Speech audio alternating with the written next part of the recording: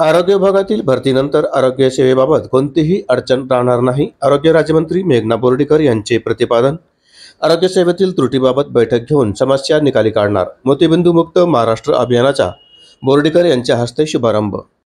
आरोग्य विभागातील भरतीनंतर आरोग्य सेवेबाबत कोणतीही अडचण राहणार नाही, असं आरोग्य आणि कुटुंब कल्याण राज्यमंत्री मेघना बोर्डीकर यांनी म्हटलं आहे।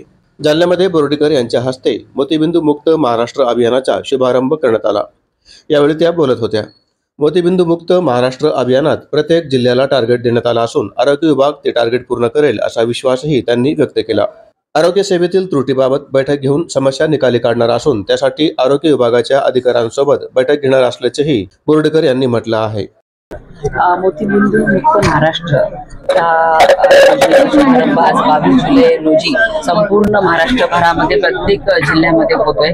आदरणीय मुख्यमंत्री देवेंद्र फडणवीस साहेब यांचा आज वाढदिवस आहे। त्या वाढदिवसाच्या निमित्ताने ह्या योजनेचा शुभारंभ प्रत्येक जिल्ह्यामध्ये झालेला आहे आणि 1 महिन्यामध्ये 1 लाख आणि असे करून पूर्ण वर्षभरामध्ये 8 लाख मोतीबिंदू ऑपरेशनचं टार्गेट ठेवलेलं आहे आणि प्रत्येक टार्गेट प्रत्येक जिल्ह्यातल्या त्या ठिकाणी आरोग्य यंत्रणेनेच दिलेलं आहे।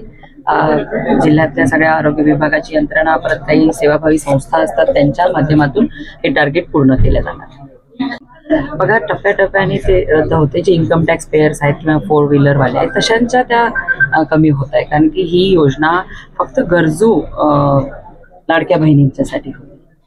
काही राज्यामध्ये PSC सेंटरची खूप दुरावस्था चाललेली आणि कोरोना काळात जे इक्विपमेंट आले होते, ऑक्सिजन प्लांट असतील, मशिनरी असतील, ते वापरायला आणि ऑपरेट करायला सुद्धा माणसं नाहीत आणि ती मशिनरी सगळी भंगार झाली, लोकात पडलेली। हे बघा, कोरोना काळामध्ये ऑक्सिजन लागत होता म्हणून त्या दृष्टीने ते सगळ्या सुविधा करून ठेवल्या होत्या आणि आता पेशंटला जेव्हा जेव्हा व्हेंटिलेटरची ऑक्सिजनची गरज पडते तेव्हा तेव्हा सर्व आरोग्य अधिकारी कर्मचारी त्यांना त्या सगळ्या त्या यंत्रणांचा वापर करत, नाही तर उगाच गरज नसली तरी व्हेंटिलेटरवर लावायचं का पेशंटला, त्या पद्धतीने ते सगळ्या जे उपाययोजना आपण करून ठेवलेली त्याचा योग्य वापर करत आहे। आणि MRI मशीन जसं चालू आहे ते ऑपरेट करायला कोणी नाही मशिनरी।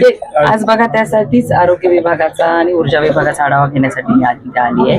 कारण मी काही मागे बातम्या वाचल्या होत्या की आरोग्य यंत्रणामध्ये काही थोड्या अतिरिक्त जागा रिक्त आहेत किंवा काही, ते सगळं बघण्यासाठी आली आहे। ह्यापुढे मराठवाड्यातल्या कुठल्याच जिल्ह्यामध्ये आरोग्य सुविधा अशा काही कारणांमुळे चांगल्या मिळत नाही असं ऐकायला नको, म्हणून त्या सगळ्या गोष्टी बघण्यासाठी काही हिंदी में बताइए की आज आहे।